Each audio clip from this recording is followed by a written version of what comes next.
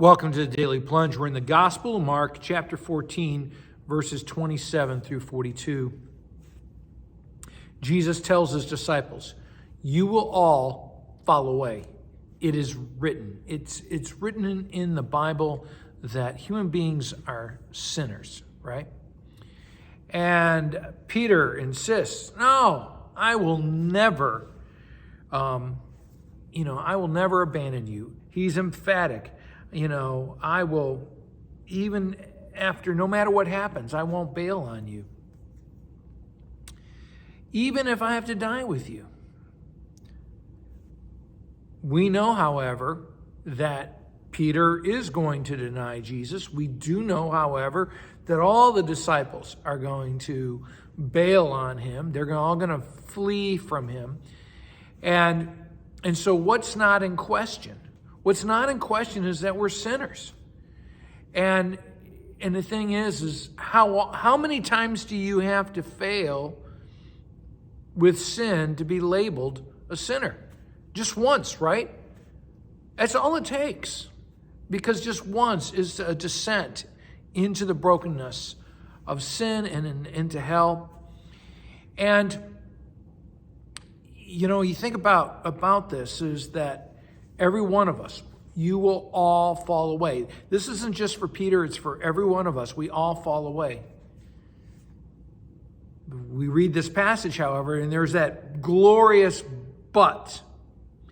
But after I have risen, that is it is a word that brings us to the gospel.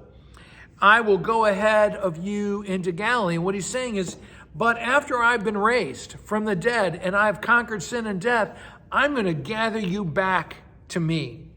And that's the promise that he gives to Peter and to all the disciples. He gives to all of us that failure is not the end of our spiritual walk with Jesus. And that's good news. Now, after this, Jesus goes to the Garden of Gethsemane, right? And he's up there and praying. Tells the disciples, "Stay with me while I pray.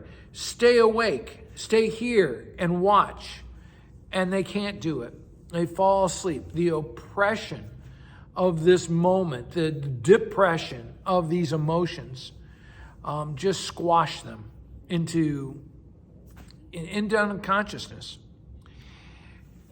Jesus goes to pray. And as he says, "My soul is overwhelmed with sorrow to the point of death." And why?